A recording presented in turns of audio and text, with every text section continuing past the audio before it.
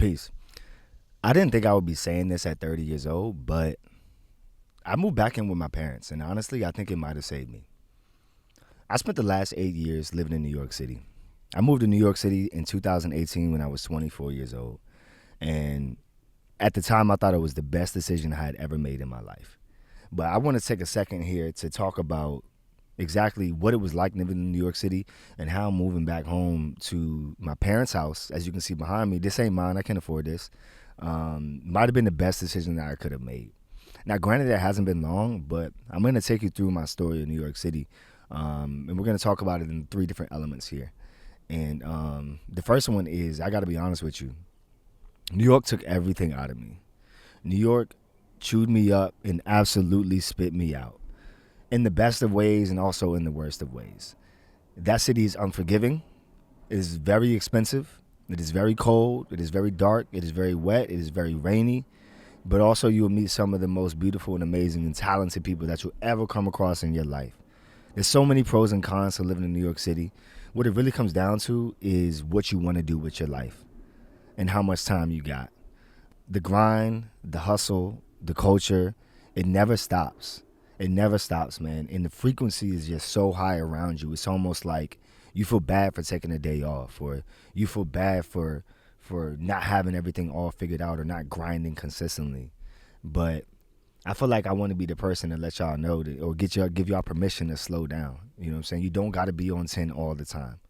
You don't got to keep up with the Joneses. You got to be productive, yes. You got to do what you need to do, but you don't got to do what everybody else does, because it takes an emotional toll on you. You know, a city that big is crazy because there's so many people that live there. There's so many different things going on, but at the same time, it can feel very lonely. It can feel transactional at times. Yes, the people in New York City work hard. Yes, they're grounded, but as you get older, it also is harder to make friends. It's harder to find a good person. It's hard to find someone who shares values that you do. You know, so don't get it twisted thinking that it's such a big city, you'll have friends and what you will, but it's a lot harder than it looks. Just because the population size is here doesn't mean that things are easier. And honestly, you're going to get to a point where it's not just about making it anymore. It's about surviving. Because over the last 5 years are very, very different than the 5 years prior to 2020. You know, New York City used to be a place that was affordable. It used to be a place that you could get under $1,000, $800. You could get a pretty nice place. I mean, yeah, you'll have roommates, but at least it will be a little bit bigger than a shoebox. Now we're talking $1,100, $1,200, $1,300 just to have 2 or 3 roommates. And that's not a way to live, especially at past a certain age, you know? So it was a very difficult decision for me to leave. I stayed probably a little bit longer than I should have. I lost my job and I stayed a year after that. So I burnt through all my savings. I had over $30,000 that I ran through. But I gave it a shot, you know. I had a relationship. We moved in together. I had a job. I lost the job. I gave it a real shot. I really gave it a shot, you know. And for whatever reason, you know, it wasn't in God's cars. It wasn't in the hands. So, you know, moving on to the next chapter, moving home did really feel like a failure. It really did. You know, almost to a point where I have all the footage of me packing up. I got the footage of me unpacking and the storage unit and stuff. But I can't really muster the strength, honestly, to put that in this video or to even make a video about it. I don't know what that's about, chat, guys. Let me know below if you guys have content and stuff like that you're sitting on. But the first night back, you know, that pride hit, you know, because I'm 30 years old. I done made it in New York City. I done made $150,000. I done had the Airbnb. You know, I done worked for Viacom, Paramount, CBS. I worked for Yelp. I worked for the consulting firm McKinsey.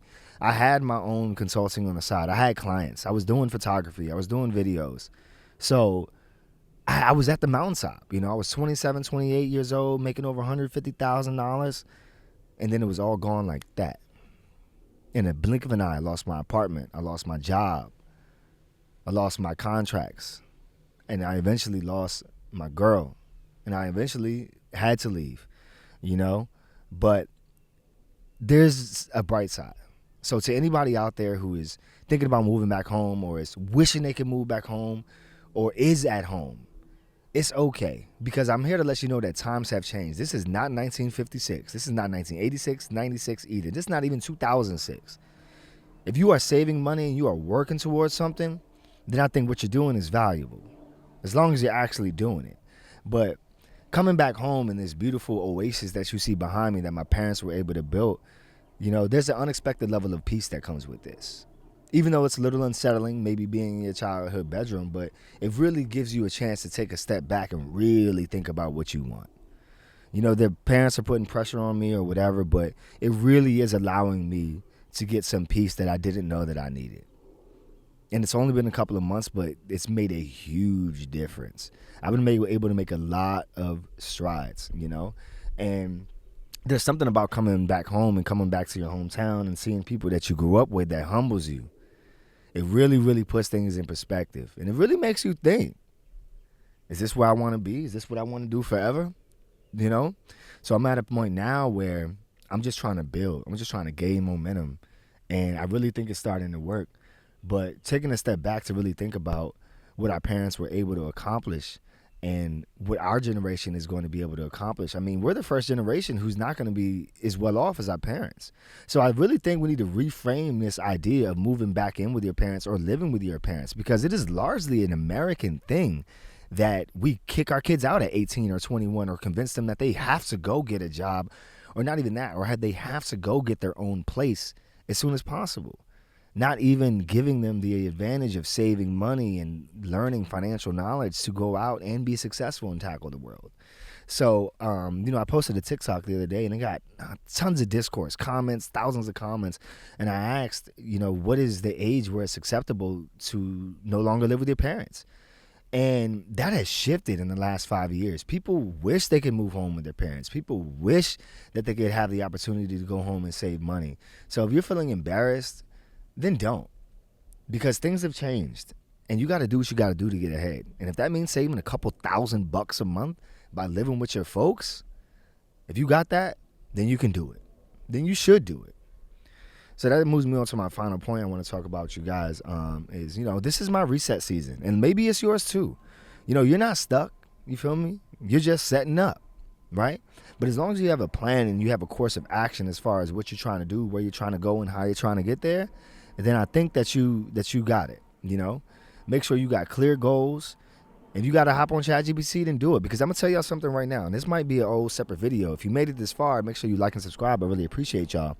I just wanted to come on here and just give it to you real. But ever since I quit my job at the pickleball club, I was working at a pickleball club. I quit that. I moved home, and I said, you know what? I'm gonna focus 100% on content. I'm gonna focus 100% on everything that I'm trying to do with this camera and YouTube and Instagram and TikTok, and things are growing exponentially. I'm getting bookings. My following is growing. I'm starting to post every day. So I say all of that to say that whatever it is that sounds unconventional, whatever it is that sounds crazy, that people might call you a little delusional for, that is exactly what you need to do. Because it's only delusional until it works, right? My parents, they think I'm crazy. They don't understand this. They don't understand what I'm doing. This camera, this microphone, this laptop, they do not get it. And I have finally given up and stopped trying to get them to understand what I'm trying to do. And you need to do the exact same thing. You need to shut up and just do it. Because they won't believe you in a day. They won't believe you in a month. They won't even believe you in 3 months. They're still going to be right. They're still going to be right. But one day, you're going to prove them wrong. And they're going to be like, wow. Because I promise, if you keep trying to tell them, they're not going to get it. They're old. They don't get it. They need to see it. So this is just a video of me hopping back on here, guys, and giving you all an update on how everything has gone over the last 3 months or so. It's going great. It's going great. So bet on yourself. Get off Indeed. Get off LinkedIn. Get the hell up out of New York City if you're still there. And if you think about moving there, don't fucking go. And just practice and keep getting them reps in on what you try and do. So that's all I got for y'all today, man. Leave a like, comment, subscribe. I'm going to try to be a little bit more consistent. This video is going to be a little bit raw, not a lot of punchy edits. I'm just going to upload this straight. And I'll be back soon, y'all.